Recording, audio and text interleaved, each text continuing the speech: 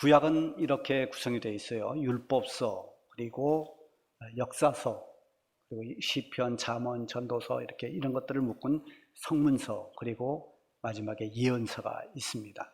그리고 신약은 예수님의 말씀, 또 예수님의 행적 이런 것이 기록되어 있는 사복음서, 그리고 신약의 역사서라고 할 수 있는 사도행전, 그리고 바울과 또 제자들이 기록한 각종 서신서, 그리고 묵시문학서라고 하는 요한계시록, 이런 것들로 이렇게 되어져 있습니다.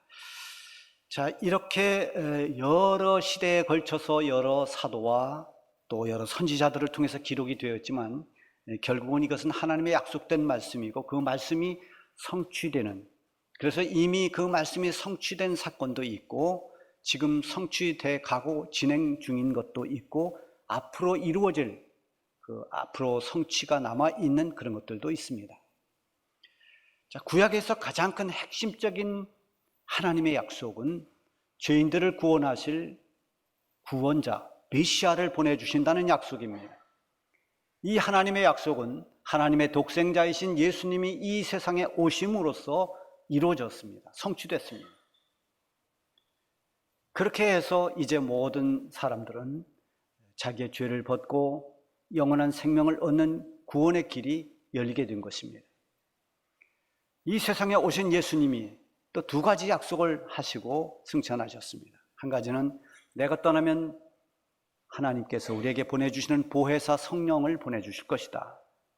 그리고 또 하나는 때가 되면 주님께서 다시 오시겠다고 약속했습니다. 처음에는 육신을 입고 세상에 천한 몸으로 오신 예수님이었지만, 또 인간의 죄짐을 짊어지기 위해서 오신 예수님이었지만, 이제 다시 오실 예수님은 만왕의 왕으로 심판의 주로 다시 오시는 것입니다. 그때는 바로 마지막 때요 심판의 때인 것입니다. 주님이 오시는 그때는 모든 믿는 자들은 영원한 생명으로, 불신자들은 영원한 멸망으로 이르게 됩니다. 자, 이 두 가지 약속 가운데 한 가지인 성령을 보내주겠다는 이 약속은 예수님이 부활하신 후 50일 되는 오순절날 그 약속이 이루어졌습니다. 오순절 마가의 다락방에서 기도하고 있는 이 120명의 제자들 가운데 성령이 강하게 임했습니다. 성령이 임하면서 그들에게 놀라운 일들이 일어났고 또 모든 그리스도인의 삶이 완전히 변화되는 그런 계기가 되었습니다. 이 보혜사 성령이 오심으로 해서 많은 변화가 일어났습니다. 요한복음 14장 26절에 보면 보혜사 곧 아버지께서 내 이름으로 보내실 성령, 그가 너희에게 모든 것을 가르치고 내가 너희에게 말한 모든 것을 생각나게 하리라. 성령이 임하면 성령께서 모든 영적인 것들을 깨우쳐 알게 가르쳐 주시고, 그리고 주님께서 하셨던 그 말씀을 생각나게 할 뿐만 아니라 그 말씀이 어떤 것을 의미했는지도 깨닫게 된다는 것입니다. 자, 베드로가 인간적인 열심을 가지고 나름대로의 굉장한 의욕을 가지고 주를 따라다녔습니다. 주님의 사랑받는 수제자였습니다. 그렇게 열심히 자기 열정과 의욕을 가지고 있을 때 무엇인지 해낼 것 같았습니다. 그래서 주님이 이제 나는 곧 십자가를 져야 된다라고 말할 때 다른 사람이 다 주를 버린다 하더라도 나는 결코 주님을 버리지 않겠다고 장담했던 사람이 베드로입니다.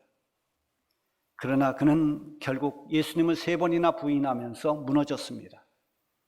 스스로 자기의 의욕이, 자기의 열심이 영원하지 못하다는 것을 경험했습니다. 이렇게 실망과 낙심 속에 있는 베드로를 찾아가신 예수님께서 베드로에게 물어보신 것이 한 가지입니다. 베드로야, 네가 나를 사랑하느냐?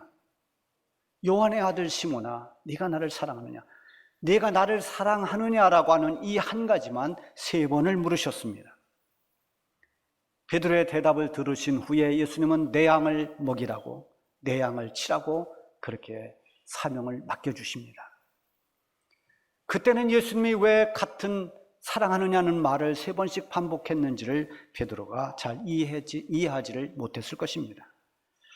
훗날 베드로가 성령이 임하고 성령이 충만해서 사도로서의 사명을 뜨겁게 감당했습니다. 생명을 다하기까지. 전승에 의하면 이 베드로는 예수님이 십자가에 달린 것처럼 그렇게 나도 똑같이 할 수 없어서 나는 거꾸로 십자가를 매달아 달라고 해서 거꾸로 십자가에 매달려 그렇게 순교했다는 그런 역사적 기록이 있습니다. 자, 그렇게 마지막 주님을 위해서 목숨을 다할 때까지 제자의 사명, 주님의 증인된 사명을 다했습니다. 그런 가운데 이렇게 사명을 감당했던 베드로가 깨달은 것이 무엇인가? 모든 사명자들은 그 사명을 감당하기 위해서 반드시 있어야 될 것이 있는데 그것은 주님을 사랑해야 한다는 것입니다. 주님을 사랑하는 마음이 없으면 사명이라고 하는 것은 굉장히 무거운 짐이 될 뿐입니다. 특별한 어떤 사명만이 아니라 주님을 따라가는 우리의 신앙생활 자체도 주님을 사랑함이 없이 신앙생활을 하면 언젠가는 이 신앙생활이 굉장히 피곤하고 지치게 됩니다. 베드로에게 의욕도 열정도 다 있어야 했지만 그보다 더 중요했던 것이 사도로서의 사명을 감당하면서 주님을 진실로 사랑하는 그런 진심 어린 사랑이 필요했던 것입니다. 주님을 사랑하면 주님의 양들을 아끼게 됩니다.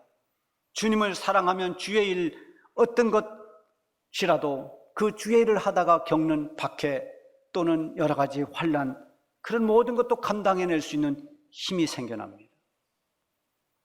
사랑으로 하는 것과 의무나 형식으로 하는 것과는 너무나 다른 것입니다.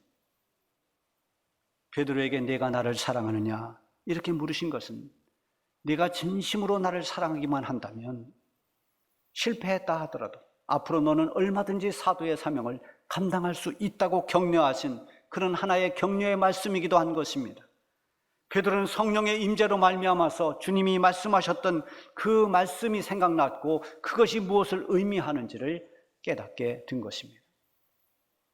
여러분도 자신에게 베드로에게 물으셨던 주님의 질문을 스스로에게 던져보시기 바랍니다. 나는 지금 신앙생활하면서 진심으로 주님을 사랑하고 있는가? 내 믿음의 중심에 주님을 사랑하는 그 사랑이 진실한 사랑이 있는가를 우리는 물어보아야 됩니다. 지난 금요 기도회 때 우리 윤치영 목사님이 간단히 말씀을 전했습니다만 이스라엘과 블레셋이 전쟁을 합니다. 근데 하나님의 백성이라고 하는 이스라엘이 패했습니다. 왜 우리가 이렇게 전쟁에 졌을까? 그들이 내린 결론은 하나님의 언약궤를 가지고 가지 않았기 때문이다. 하나님의 언약궤를 메고 나갔을 때 전쟁은 다 승리했는데 언약궤를 가지고 가야 되겠다 해서 하나님의 언약궤를 메고 다시 블레셋과 전쟁을 합니다. 자, 이스라엘 백성들은 이제 언약궤를 가지고 가니 우리는 이길 것이라고 확신했습니다. 오히려 적들이 블레셋 군대는 하나님의 언약궤를 메고 오는 이스라엘 백성들을 보면서 두려워 떨었습니다. 저 언약궤, 저게 나타나면 당할 자가 없다. 우리가 어차피 진다 하더라도 우리는 목숨을 걸고 죽을 힘을 다해 싸우자. 이게 블레셋 사람들의 말이었습니다. 그런데 그 전쟁의 결과가 어땠는가? 이스라엘이 전보다 더 크게 참패했습니다. 수만 많은 사람들이 죽었습니다. 그것뿐만 아니라 반드시 이것을 가지고 가면 이기겠다고 생각했던 그 하나님의 언약궤, 그것마저도 뺏겼습니다. 상상할 수 없는 일이 벌어진 것입니다. 하나님은 언제나 중심을 보십니다.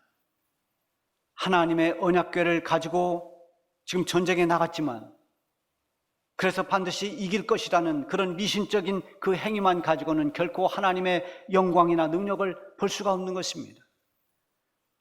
하나님의 언약궤를 가지고 전쟁에 나가서도 마음을 하나님께 두지 않고 있는 사람들을 하나님은 도와주시지 않은 것입니다. 하나님은 언제나 우리가 무엇을 생각하는지, 우리 마음에 무엇이 있는지를 살피십니다. 법궤를 가지고 전쟁에 나가는 사람들의 마음이 오직 전쟁에서 이기겠다는 생각만 하고 있고 하나님을 마음에 두지 않고 있다는 것을 하나님이 아신 것입니다. 겉으로는 하나님의 궤를 가지고 있지만 그 사람들 마음속에 하나님이 계시지 않았습니다. 여러분, 이런 예화를 들어보셨을 것입니다. 어느 농부가 암소 한 마리를 키웠습니다. 잘 키워서 이제 어느 날 새끼를 낳는데 2마리를 낳았습니다. 농부가 너무 좋았습니다. 기분이 좋았습니다. 그래서 아내에게 말했습니다. 여보, 이제 우리가 한꺼번에 송아지 2마리를 얻었으니 1마리는 우리가 잘 키워서 하나님께 바칩시다. 아내도 참 좋은 생각입니다. 그러면 어떤 걸 하나님의 서로 정할까요? 그거는 천천히 해도 늦지 않소. 이 송아지들이 잘 자랐는데 자라다가 그만 1마리가 죽고 말았습니다. 그러자 농부가 헐레벌떡 뛰어왔습니다. 아내에게 말합니다. 여보, 소가 1마리 죽었어. 송아지가 1마리 죽었어. 깜짝 놀랐습니다. 그런데 그 소가 하나님의 소였어. 이 농부의 마음이 진심으로 하나님께 향해 있지 않았습니다. 하나님을 향한 정해진 마음이 없었습니다. 상황이 유리하면 하나님을 생각했지만 상황이 불리하면 하나님이 우선순위에서 밀려났습니다. 이것이 혹시 우리의 모습은 아닐까요? 어떤 상황에서 변하지 않는 진실한 사랑이 하나님과 통하는 사랑입니다. 비록 내가 손해가 된다 할지라도 하나님을 향한 그 사랑이 변치 않은 그 사랑을 하나님은 아십니다. 그 사랑을 통해서 하나님은 기뻐하시고 영광을 받으시고 그런 사랑을 하는 사람들을 하나님은 사랑하고 축복하시는 것입니다. 오늘 본문 17절에 보면은 나를 사랑하는 자들이 나의 사랑을 입으며 나를 간절히 찾는 자가 나를 만날 것이다. 이 말씀의 메시지는 아주 간단하고 명확하지 않습니까? 하나님을 사랑하는 사람을 하나님이 사랑한다. 하나님 사랑하는 사람은 반드시 하나님의 사랑을 받는다라는 이 메시지입니다. 자, 그렇다면 하나님을 진심으로 사랑하는 사람은 어떤 사람일까요? 하나님을 사랑하는 사람은 하나님의 말씀을 마음에 두고 그 말씀에 순종하며 사는 사람입니다. 말하자면 하나님의 말씀을 지키는 사람입니다. 요한복음 14장 21절에 보면은 나의 계명을 지키는 자라야 나를 사랑하는 자니 나를 사랑하는 자는 내 아버지께 사랑을 받을 것이요 나도 그를 사랑하여 그에게 나를 나타내리라. 주님을 사랑할 때 주님의 말씀을 사랑합니다. 그리고 주의 말씀을 귀하게 여깁니다. 그래서 그 말씀에 순종하는 것입니다. 하나님을 사랑했던 성경의 모든 사람들을 보면 모두가 다 하나님의 말씀을 마음에 새겼고 그 말씀에 순종했습니다. 이스라엘 백성들이, 이 유다 백성들이 어릴 때부터 계속해서 아이들에게 가르치고 암송하게 하고 그것을 손목에 메고 미간에 붙이고 문설주에도 붙이고 이렇게 늘 가까이 했던 그 말씀을 쉐마라고 하는데요. 이 쉐마가 신명기 6장 4절부터 9절 말씀입니다. 그 중에 5절에 보면 너는 마음을 다하고 뜻을 다하고 힘을 다하여 주 너의 하나님을 사랑하라. 하나님을 사랑하라는 것을 가르칩니다. 너는 이 세상을 살아가면서 하나님을 사랑해야 된다. 마음을 다하고 뜻을 다하고 힘을 다해서 네 하나님 여호와를 사랑해야 된다. 이걸 가르치는 겁니다. 그리고 6절 이하의 9절까지 쭉 보면 그러기 위해서 하나님의 말씀을 계속 가까이 하도록 합니다. 그 말씀을 밤낮 부지런히 가르치고 강론하고 마음에 새기고 그래서 그 말씀과 함께 살도록 했습니다. 하나님 사랑하는 사람은 하나님의 말씀을 붙잡고 그 말씀에 순종하며 살아가는 사람입니다. 아브라함은 하나님을 신뢰하고 사랑했습니다. 하나님께서 어느 날 아브라함에게 네 사랑하는 독자를 나에게 달라고 바치라고 말씀하십니다. 네 사랑하는 독자, 여러분 집에 외아들 독자는 다 남다르게 사랑을 많이 받고 또 소중하게 여깁니다. 그런데 아브라함에게 있어서 독자는 더더욱 그렇습니다. 100세에 얻은 아들입니다. 하나님이 기적같이 준 그런 응답의 아들입니다. 그런 아들을 하나님 바치라고 합니다. 어쩌면 이삭은 자기 생명과도 같은 그렇게 사랑하는 아들인데 그 아들을 포기하라는 것입니다. 인간의 힘으로 이것을 어떻게 순종할 수 있을까요? 아브라함은 하나님을 신뢰하고 하나님을 사랑했습니다. 하나님의 말씀을 귀하게 여기고 그 말씀에 순종했습니다. 그 마음의 중심이 하나님 앞에 연락되었습니다. 자기 아들을 바치지 못하도록 아브라함을 부르면서 하나님이 준비해 둔 양을 대신 번제로 드리도록 했습니다. 이것이 여호와 일에 하나님이 준비하셨다는 그런 유래가 된 것입니다.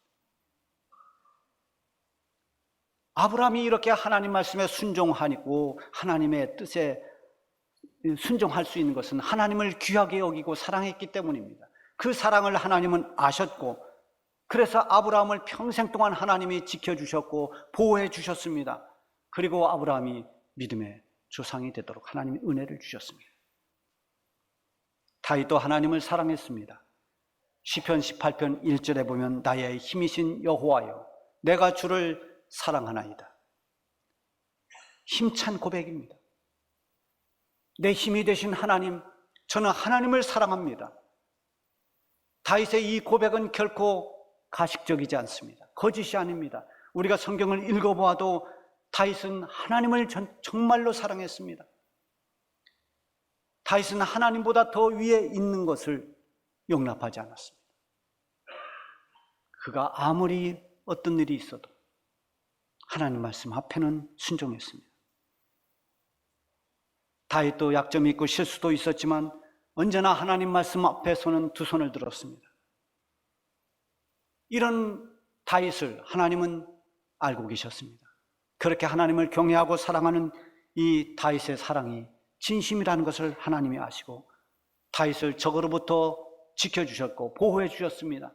다윗이 고백한 것처럼 평생 동안 하나님이 다윗의 목자가 돼서 그의 가는 길을 인도해 주셨습니다. 시편 145편 20절에 보면은 여호와께서 자기를 사랑하는 자들은 다 보호하시고 악인들은 다 멸하시리로다. 아브라함이 이렇게 복을 받고 다윗이 사랑을 받은 것은 그들이 모두 하나님의 말씀을 소중하게 여기고 그 말씀에 순종함으로써 하나님께 대한 사랑을 보여주었기 때문인 것입니다. 또한 하나님을 사랑하는 사람은 하나님을 신뢰하고 의지하는 사람입니다. 17절에 보면 하반절에 나를 간절히 찾는 자가 나를 만날 것이다. 이 말씀도 하나님을 사랑하고 사모하는 사람의 모습을 말하는 것입니다. 누가 하나님을 간절히 찾습니까? 여러분, 싫어하는 사람, 부담스러운 사람을 만나려고 하지 않습니다. 할 수만 있으면 피하고 싶어 합니다. 그러나 사랑하는 사람은 자꾸 만나고 싶어 합니다. 자꾸만 찾습니다. 여러분, 할아버지 할머니들은 손주를 보면 그 얼굴이 자꾸 아른거려서 자꾸 찾습니다. 오면 귀찮아도 그래도 또 찾습니다. 저는 아직 할아버지가 안 돼서 잘 모르겠습니다만 제 동생이 먼저 할아버지가 돼서 동생 손주들을 제가 이렇게 보면 참 사랑스럽습니다. 여러분, 사랑하면 자꾸만 찾을 수밖에 없어요. 아무리 멀리 있어도 찾아가서 만나고 싶습니다. 아무리 시간이 없어도 만나고 싶어 하는 것입니다. 시편 42편 1절에 보면 하나님이여 사슴이 시냇물을 찾기에 갈급함 같이 내 영혼이 주를 찾기에 갈급하니이다. 하나님을 그렇게 갈망하면서 하나님을 만나고 싶어 하는 겁니다. 이렇게 하나님 사랑하고 갈망하는 사람을 하나님께서 만나 주시겠다 이렇게 말씀하십니다. 여기서 만나 주신다고 하는 이 만남은 단순한 그렇게 둘이 만나는 만남의 차원을 넘어서는 것입니다. 만남이라고 하는 것은 하나님께서 간섭해 주시겠다, 하나님이 지켜주겠다, 너의 기도에 응답하겠다, 이런 모든 의미가 다 이 만남에 함축되어 있습니다. 하나님을 사랑하고 하나님을 찾고 의지하는 사람의 간구를 하나님이 들어주시고 응답해 주시는 것입니다. 사람들이 원하는 부귀, 재물, 공의, 이런 모든 것이 내 손 안에 있다고 말씀하고 있습니다. 그리고 오늘 본문이 끝나는 21절에 보면은 이는 나를 사랑하는 자가 재물을 얻어서 그 곳간에 채우게 하려 함이니라.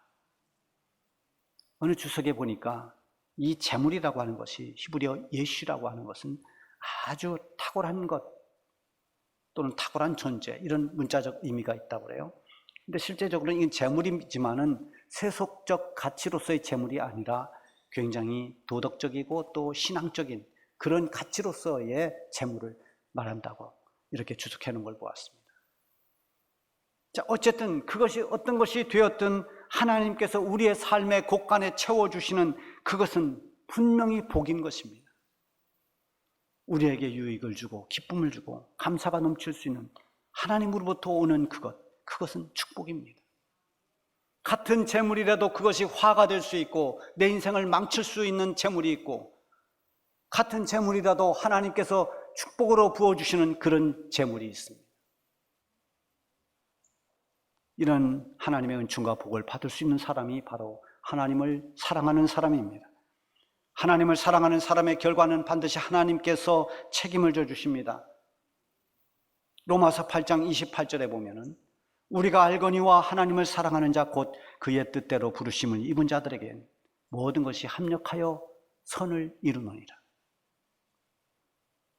자, 하나님 사랑하는 사람도 고난을 겪을 수 있습니다. 하나님 사랑하는 사람도 시험을 당할 수도 있고 여러 가지 박해를 받을 수도 있습니다. 그러나 그런 모든 과정을 지나고 나면 그 결과를 하나님께서 선으로 만들어 주신다는 것입니다. 내가 실패했을 때, 뭔가를 잃어버렸을 때 손해보는 것 같았고, 내가 아프고 고통스러울 때 왜 나에게 이런 고통이 있는가를 잘 알지 못했지만, 정말 우리가 하나님을 사랑하면 그런 모든 과정을 지나고 나서 보니까 그 잃어버렸던 것이 나에게 더 큰 유익이 되었고, 내가 실패했던 것 때문에 내가 온전한 사람이 될 수가 있었고, 내가 넘어졌기 때문에 하나님의 손 붙잡고 승리할 수 있었다는 것을 깨닫게 됩니다. 이게 하나님이 만들어주시는 선인 것입니다. 하나님은 하나님을 사랑하는 사람을 아십니다. 하나님을 사랑하는 사람은 하나님과 관련된 것조차도 사랑합니다. 하나님 사랑하기 때문에 하나님이 귀히 여기는 것을 사랑합니다. 그래서 사람들의 영혼을 사랑하고 이웃을 사랑하는 것입니다. 하나님이 좋아하시는 것을 나도 좋아하고 하나님이 싫어하시는 것을 나도 싫어하는 것, 이게 하나님 사랑하는 사람들의 모습입니다. 오늘 우리 교회는 교회 사랑 실천 주일로 지키고 있습니다. 교회는 하나님께서 세우신 믿음의 공동체입니다. 모든 믿는 자들이 하나님을 하나님 아버지라고 부르며 예수님을 나의 구주라고 믿는 하나님의 구원받은 백성들의 모임의 공동체, 에클레시아, 하나님이 불러낸 그런 공동체, 하나님이 만든 공동체죠. 교회는 우리를 사랑하셔서 자신의 목숨을 내어주시며 십자가를 지신 주님의 그 피값으로 세워진 것입니다. 교회 공동체인 모든 성도들을 사랑하는 것도, 그리고 성도들이 모여서 하나님을 예배하는 이 거룩한 공간으로서의 예배당을 귀하게 여기는 것도, 이 성전 뜰에 핀 꽃 한 송이, 나무 한 그루를 아끼는 것도, 교회에 세워진 목회자를 존중할 줄 알고 교회에서 여러 가지로 열심히 헌신하는 일꾼들을 귀하게 여기는 것도 모두 하나님을 사랑하는 사람들이 할 수 있는 것들입니다. 하나님은 거짓과 진실을 분명하게 구분하시는 분입니다. 누가 진심으로 하나님을 사랑하고 교회를 사랑하시는지 아시는 분입니다. 우리가 믿음으로 살아가는 모든 여정에 반드시 있어야 될 것이 하나님 사랑입니다. 사랑은 하나님과 가장 잘 통하는 것입니다. 왜냐하면 하나님은 그 속성이 사랑이기 때문입니다. 요한일서 4장 8절에 보면 사랑하지 아니하는 자는 하나님을 알지 못하나니 이는 하나님은 사랑이심이라. 하나님의 사랑을 받기를 원하십니까? 하나님으로부터 오는 온갖 은혜와 복을 누리시기를 원하십니까? 그 비결은 하나님을 사랑하는 것입니다. 나를 사랑하는 자가 나의 사랑을 입을 것이요. 이 약속된 하나님의 말씀은 지금도 여전히 계속되고 있고, 이 말씀은 영원히 변치 않는 하나님이 이루어 주시는 하나님의 약속입니다.